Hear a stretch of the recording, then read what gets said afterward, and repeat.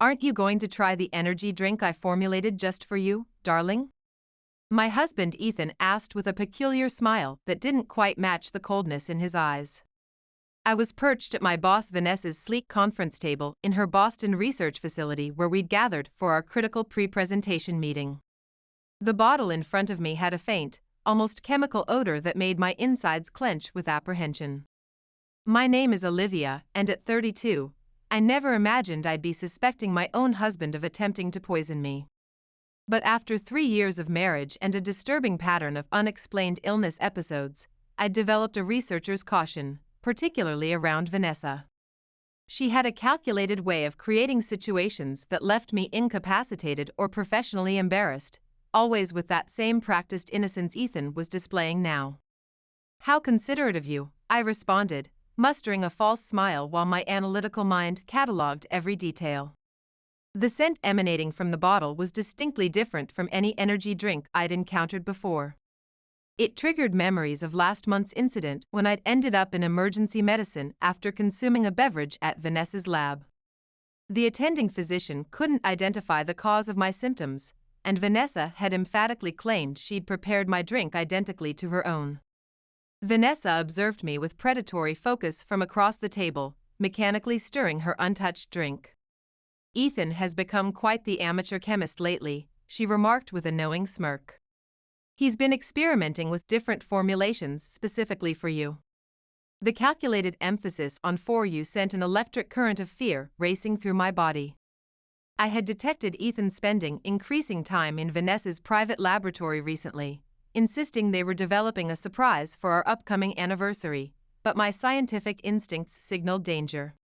The hushed discussions that abruptly ceased when I approached, the suspicious messages I'd glimpsed on his phone, and now this drink with its distinctive chemical signature. I raised the bottle, simulating a sip while carefully analyzing their reactions. Ethan and Vanessa exchanged a brief, complicit glance that validated my hypothesis. Feigning sudden interest in my tablet, I rose decisively. "Oh, I just received an urgent notification about our test results. Vanessa, would you mind if I use your private lab office?" As I passed by Vanessa's seat, I deliberately lost my balance, swiftly exchanging our bottles during the momentary confusion of regaining my stability. "I'm terribly sorry," I exclaimed, straightening my lab coat. "I've been so focused on tomorrow's presentation, I'm completely uncoordinated today." Vanessa dismissed my apology with a tense smile. "Just be careful with the equipment in my office." I acknowledged her with a nod and moved swiftly away, my pulse accelerating. Through the glass partition, I maintained visual contact with them at the table. Now I simply needed to observe and document the results. From behind the glass partition of the lab office, I observed Vanessa lift the drink to her lips, and my chest tightened with conflicting emotions. A part of me felt compelled to intervene, to warn her, but my scientific mind demanded empirical evidence.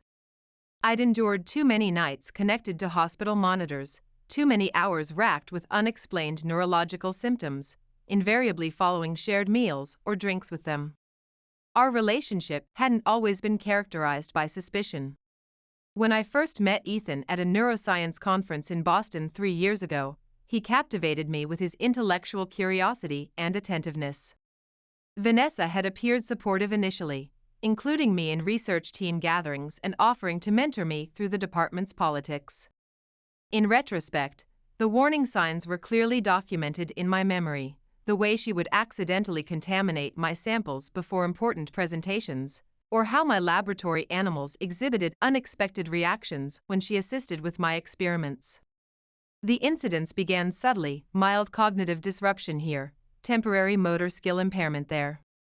Ethan consistently provided plausible explanations. "Perhaps it's a reaction to the new reagents, or you've been pushing yourself too hard with these late nights." But the statistical pattern was becoming impossible to ignore. The most severe incident occurred 2 months ago when I ended up hospitalized after consuming breakfast in their private lab lounge. The toxicology screens detected traces of an unidentifiable compound in my bloodstream, but Ethan persuaded the medical team that I must have accidentally exposed myself to an experimental substance. I gripped the doorframe, my knuckles whitening as Vanessa took another deliberate sip from the bottle. Ethan was rapidly entering data on his tablet, feigning nonchalance. My untouched drink remained on the conference table where I'd strategically abandoned it, the chemical odor haunting my olfactory memory, triggering an involuntary shudder through my body. A perceptible tremor in Vanessa's dominant hand captured my attention. She placed the bottle down with uncharacteristic clumsiness, her complexion rapidly losing color. "Ethan," she gasped, her voice unsteady, "something isn't right." Ethan glanced up, his expression morphing from confusion to unmistakable horror as comprehension dawned regarding which bottle she had consumed. He leapt to his feet, sending his chair crashing backward against the laboratory floor. "Vanessa, what's happening to you?" Vanessa's hands were exhibiting pronounced tremors now. "I can't. I'm experiencing." She attempted to stand but lost coordination, clutching desperately at the polished surface of the table to maintain equilibrium. "Ethan, what compound did you add to that drink?" I stepped into the conference room, my tablet already documenting every movement and word with its recording function activated. Ethan hovered beside Vanessa, his face drained of color. "That wasn't intended for her system," he whispered, but within the acoustically designed conference room, his admission resonated with crystal clarity. Vanessa's eyes expanded with sudden comprehension and unmistakable fear. "Call for medical assistance," she commanded through labored breathing, collapsing gradually to the laboratory floor. "Please, I'm losing motor control." I activated the emergency response system immediately, my researcher's hands remaining steady despite the experimental catastrophe unfolding before me. Vanessa lay prostrate now, her body convulsing with involuntary muscular contractions. Ethan knelt beside her, panic overwhelming his features as he witnessed their meticulously calculated plan disintegrate dramatically. "Emergency medical services? This is Dr. Olivia Bennett at Neurogen Research Facility, 275, Kendall Square," I stated with clinical precision, maintaining the recording with my opposite hand. "My research director is experiencing severe neuromuscular symptoms following ingestion of an unknown substance. She's conscious but exhibiting pronounced tremors and progressive motor impairment." As I relayed vital information to the dispatcher, Vanessa's eyes locked onto mine. The customary clinical detachment in her gaze had dissolved into unfiltered terror. "Olivia," she gasped between labored breaths, "you exchanged the bottles, you anticipated this." "Ma'am, medical response team has been deployed to your location," the dispatcher confirmed. "Please maintain communication." Ethan's behavior was growing increasingly erratic with each passing second. "Vanessa, what's happening to your system? That compound wasn't supposed to. I mean, it wasn't formulated for your neurochemistry." "Be quiet, Ethan." Vanessa hissed through clenched teeth, her scientific fury momentarily overpowering her physical distress. "This catastrophic failure is entirely your responsibility. You assured me it would merely induce sufficient cognitive impairment to prevent her from attending the patent presentation tomorrow. You guaranteed the compound would be metabolized without detection." My entire body felt suddenly chilled. The patent presentation where I was scheduled to reveal my breakthrough treatment for neurodegenerative disease, the same therapeutic approach Vanessa had been desperately attempting to develop in her competing research group. The experimental pieces aligned with perfect clarity. "The contaminated tea last month," I stated, my voice maintaining remarkable scientific detachment, "and the research breakfast incident 2 months ago, those were controlled experimental variables, weren't they?" Vanessa's face distorted with another wave of neurological distress. "The tea, that formulation was designed to incapacitate you during the Henderson Foundation grant presentation, but you attended despite the symptoms." She clutched her abdomen, body contracting involuntarily. "Ethan calculated. He calculated we needed only to compromise your cognitive function, make the research board question your experimental reliability." The distinctive wail of emergency medical response vehicles penetrated the laboratory's soundproofing. Ethan rose unsteadily, retreating from both of us. "Vanessa, cease verbal communication immediately. Your neurological system is compromised." My cognitive function remains perfectly intact, Vanessa snarled, her speech exhibiting progressive dysarthria. We've been systematically implementing this protocol for months, ever since Olivia's research began demonstrating superior efficacy to mine in every experimental trial. Your responsibility was to ensure she consumed the compound today. The emergency medical team burst through the laboratory doors, and I efficiently moved aside to facilitate their intervention. As they transferred Vanessa onto a medical transport gurney, I terminated the recording and transmitted the video file to my secure cloud storage, then to my legal representative. Ethan remained immobilized, watching as his meticulously designed experimental protocol collapsed catastrophically around him. I'll accompany her to the medical facility, I informed the response team, my voice resolute. As her colleague, I need to ensure my research director receives appropriate treatment protocol. I met Ethan's horrified gaze directly.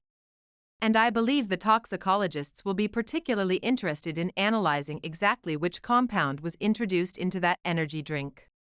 The specialized toxicology unit at Boston Medical Center buzzed with urgent activity as medical specialists worked intensively to treat Vanessa. I sat in the consultation area, my tablet firmly gripped in my hands, repeatedly analyzing the recording of Vanessa's confession, the neurological tremors affecting her speech patterns, the uncharacteristic panic in her typically calculating eyes. The empirical evidence conclusively disproved any notion that my suspicions were mere paranoia. Family or colleague of Vanessa Matthews?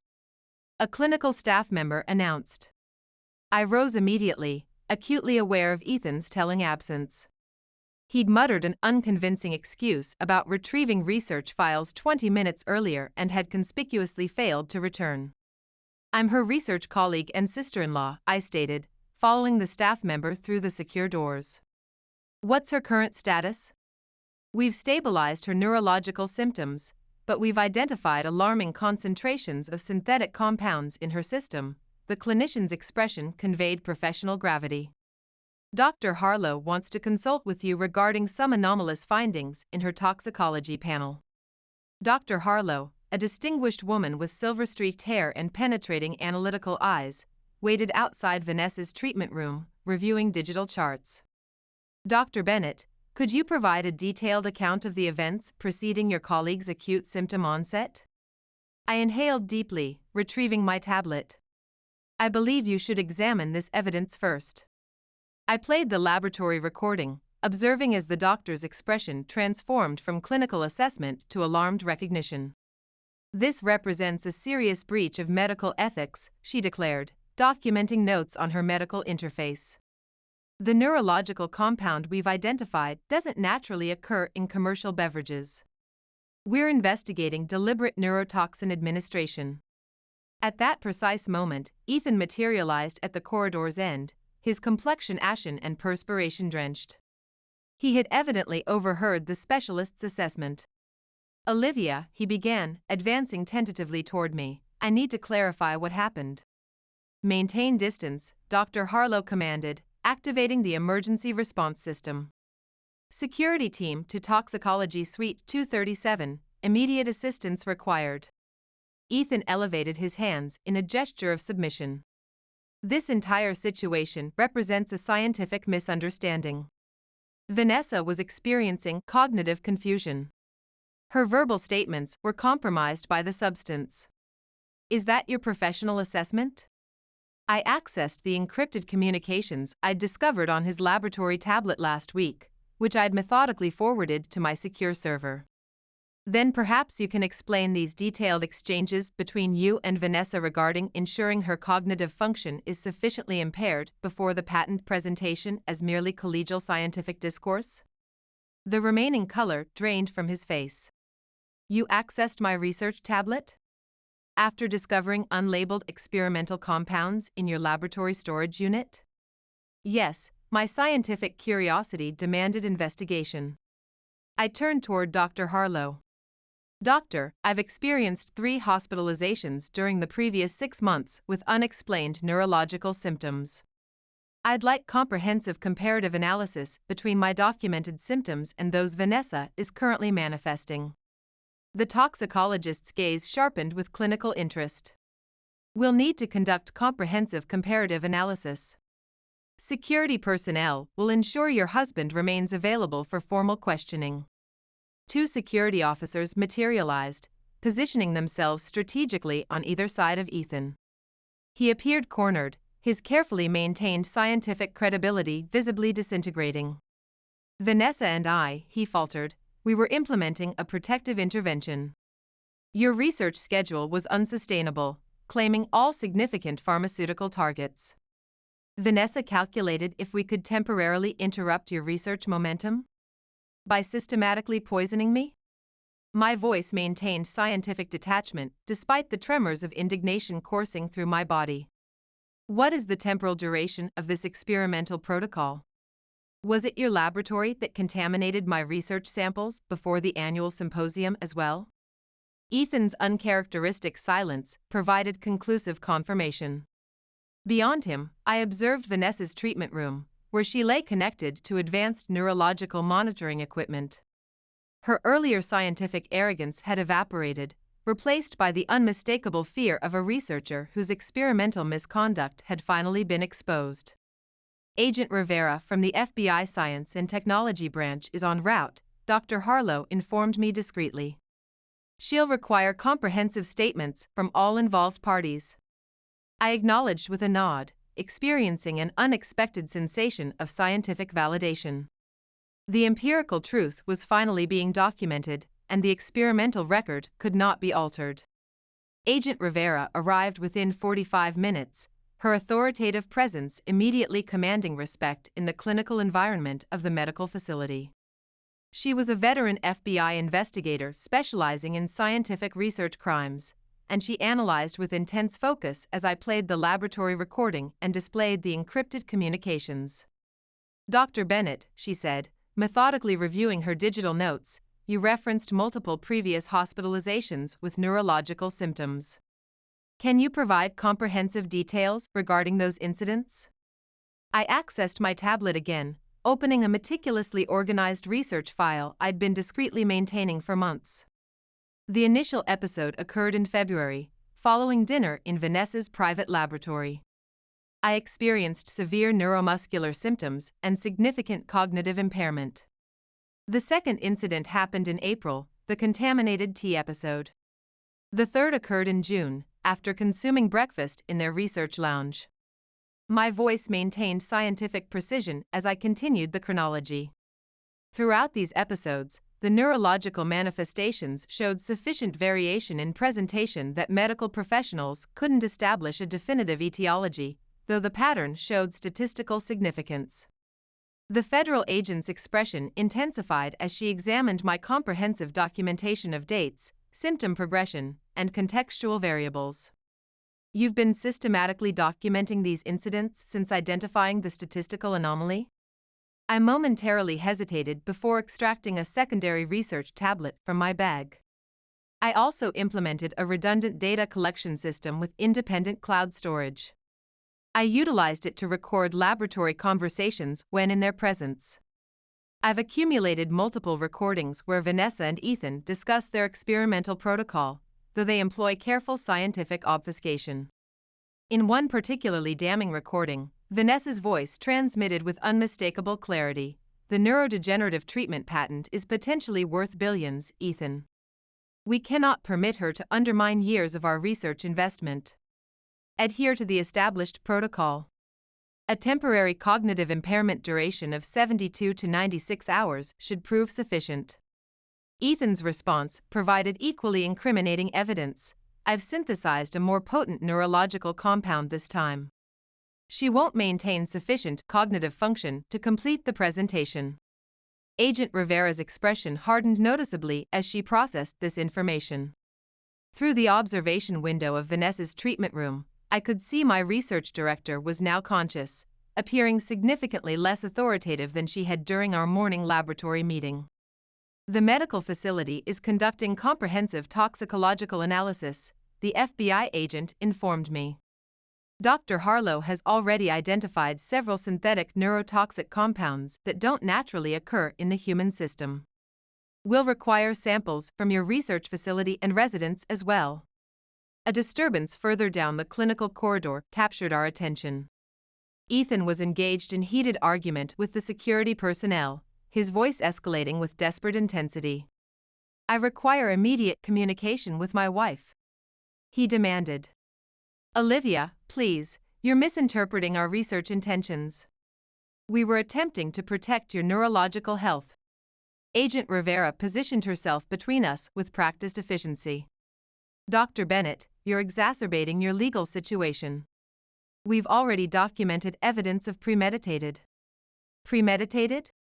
Ethan emitted a hollow laugh that reverberated unnaturally through the sterile corridor. "We were implementing a protective intervention protocol." She was pushing her neurological system beyond sustainable limits, claiming all significant research breakthroughs. Vanessa calculated if we could temporarily reduce her cognitive workload by administering neurotoxic compounds without consent.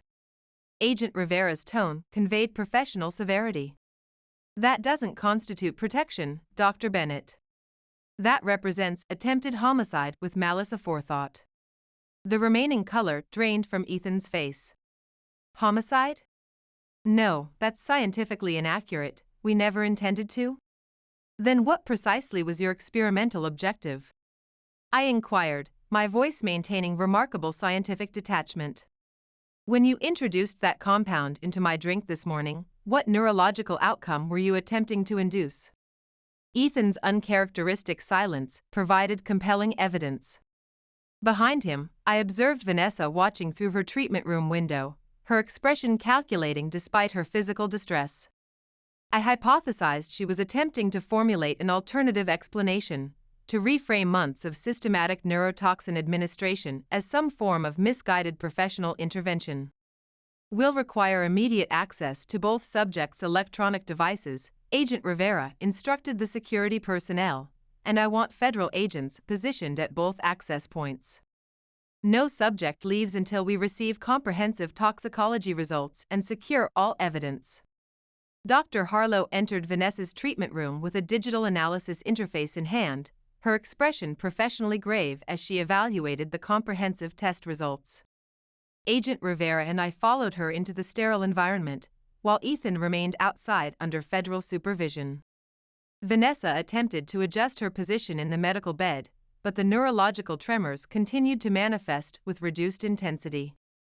"The comprehensive toxicology assessment indicates elevated concentrations of multiple synthetic compounds," Dr. Harlow announced, her voice maintaining clinical detachment. "Particularly alarming is the presence of a specific neurological agent typically restricted to advanced pharmaceutical research applications.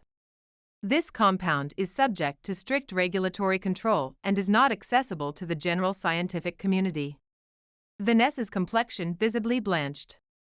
"That's scientifically impossible." Ethan assured me it was merely a mild cognitive inhibitor. "Mild cognitive inhibition?" Agent Rivera interjected, accessing her secure digital documentation system.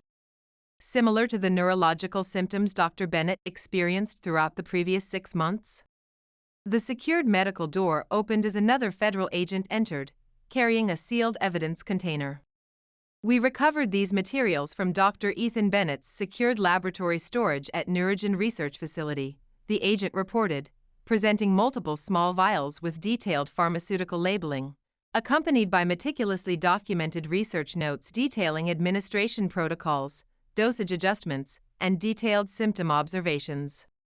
I experienced momentary physical weakness as I comprehended the full methodological scope of their experimental protocol. "You were systematically documenting every neurological response, implementing a controlled scientific experiment with me as your unwitting subject."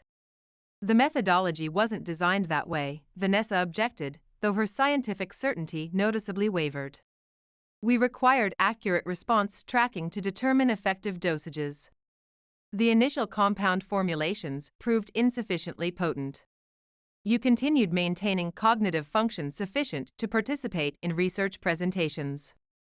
So you progressively increased concentration levels," Agent Rivera concluded, examining the pharmaceutical vials with trained precision. Were you aware these neurological compounds could induce permanent cognitive damage or fatality at elevated dosages? The medical room descended into complete silence. Ethan, still visible through the observation window, collapsed into a chair in the corridor, visibly overcome with the implications of their actions. The Henderson Foundation grant, I stated methodically, the experimental variables aligning with perfect logical clarity. The sabotage extended beyond tomorrow's presentation, didn't it? You required my permanent removal from the research program because the Foundation explicitly requested me as principal investigator for the neurodegenerative treatment research. Vanessa's expression contorted with a complex mixture of scientific rage and evident fear. You were systematically undermining years of methodical research. I constructed that entire experimental protocol from preliminary findings, and suddenly you appear with your superior approach and every research director wants your methodology instead. Ethan calculated he could correct the situation. By inducing fatal neurological damage? The accusation resonated throughout the medical environment, weighted with scientific and moral gravity. We weren't attempting to, Vanessa began, but Dr. Harlow interrupted with professional authority. The concentration in the drink you consumed today, the toxicologist stated, addressing Vanessa directly, was measurably higher than previous samples we've analyzed from Dr. Bennett's earlier hospital admissions. Had she ingested this concentration, the neurological outcome would have been catastrophic, with high probability of permanent cognitive impairment or fatality. Agent Rivera turned toward her colleague. Will require comprehensive search authorization for both their residences and laboratory spaces. And establish immediate contact with the pharmaceutical research facility identified on these compound labels. Determine their acquisition methodology for these restricted substances. Vanessa reclined against the medical supports, visible resistance diminishing from her demeanor. The experimental protocol wasn't designed to progress this far, she whispered. Ethan insisted we required just one additional administration to achieve our research objectives. I approached her bed with deliberate steps, my voice maintaining scientific detachment despite the physical manifestation of anger in my trembling hands.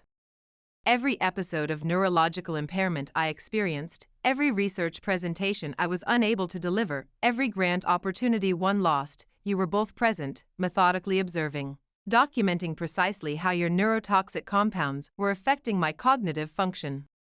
What classification of scientist does that make you? The silence that ensued was profound in its completeness. Outside, I could detect Ethan being formally informed of his rights as additional federal agents arrived on scene. Vanessa focused intently on her hands, unable to establish eye contact. Agent Rivera, I stated, turning away from my research director, I'm prepared to provide my comprehensive formal statement now. The Ethics Committee proceedings continued for 3 intensive weeks, but the process seemed to stretch indefinitely. I attended each session with scientific detachment, observing as Prosecutor Lambert systematically presented overwhelming evidence against Ethan and Vanessa. The documented proof was conclusive: the pharmaceutical compounds from Ethan's laboratory storage, their meticulously detailed research notes tracking each neurotoxin administration, the recorded conversations and encrypted communications outlining their experimental protocol. What affected me most profoundly was their transformation throughout the hearings. Vanessa, typically commanding and scientifically authoritative, appeared diminished in the respondent's position. Ethan couldn't establish visual contact with me, maintaining his gaze fixed on the floor as neurotoxicology experts detailed the potentially irreversible neural damage the compounds could have induced with continued administration. Dr. Harlow's expert testimony proved particularly devastating to their defense. She presented a comprehensive neurological analysis demonstrating how they had systematically increased compound concentrations over time, establishing clear scientific intent to induce serious neurological impairment. The pharmaceutical research director confirmed that Ethan had misappropriated restricted compounds through his former laboratory colleague who maintained access to their experimental neurological agents. The respondents demonstrated a methodical pattern of scientific misconduct, Prosecutor Lambert argued in his concluding statement. This represents far more than research sabotage. The evidence documents a systematic attempt to induce serious neurological harm to Dr. Bennett, with clear experimental escalation that had significant probability of resulting in permanent cognitive damage or death. When the committee's determination was finally announced, I experienced no satisfaction, merely scientific validation. Both Ethan and Vanessa were found responsible on multiple violations, including attempted homicide through neurotoxin administration and conspiracy to commit research fraud. The premeditated nature of these ethical violations, perpetrated against a research colleague over a sustained experimental period, necessitates permanent revocation of all scientific credentials and research privileges. The Ethics Committee chair's pronouncement resonated throughout the silent hearing room. I observed as they were escorted from the proceedings, contemplating how professional jealousy and research ambition had transformed two formerly respected scientists into something completely unrecognizable. Their academic positions, their scientific reputations, their research careers, all sacrificed in a misguided attempt to undermine my work. 1 year following the ethics proceedings, I stood at the podium of the International Neuroscience Symposium, preparing to deliver the keynote presentation. The scientific irony wasn't lost on me. This represented precisely the professional recognition Vanessa had attempted to prevent me from achieving. The neurodegenerative treatment patent, which she and Ethan had been so desperate to claim, had resulted in multiple pharmaceutical development partnerships, establishing me as one of the leading neuroscience researchers in the field. Meaningful scientific advancement isn't solely about methodological innovation or research diligence, I began, addressing the assembled scientific community. It fundamentally requires ethical integrity, establishing collaborative relationships based on scientific trust. I paused, allowing my statement to resonate with the audience. Sometimes the greatest threats to scientific progress originate from those in closest proximity, but successfully navigating those challenges strengthens both the researcher and the scientific community. Following my presentation, several early career scientists approached me, seeking professional guidance. One particularly dedicated young researcher, her expression reflecting determined scientific curiosity, inquired how I'd maintained methodological focus throughout the challenging experience. I concentrated on variables within my experimental control, I explained. I systematically documented evidence, trusted my scientific observations, and refused to allow intimidation to impede my research objectives. Later that evening, I received confirmation that the Henderson Foundation had approved expanded funding for our neurodegenerative research program for an additional 5 years. I permitted myself a moment of satisfaction, considering how dramatically different the outcome might have been had I not trusted my scientific instincts that morning in the laboratory. The scientific journal had published a brief research misconduct notice that morning regarding Vanessa and Ethan's permanent exclusion from all federally funded research. I didn't review it. Instead, I focused on finalizing our newest experimental protocol, recognizing that the most effective response to scientific sabotage wasn't retribution. It was advancing knowledge and succeeding despite those who attempted to impede scientific progress.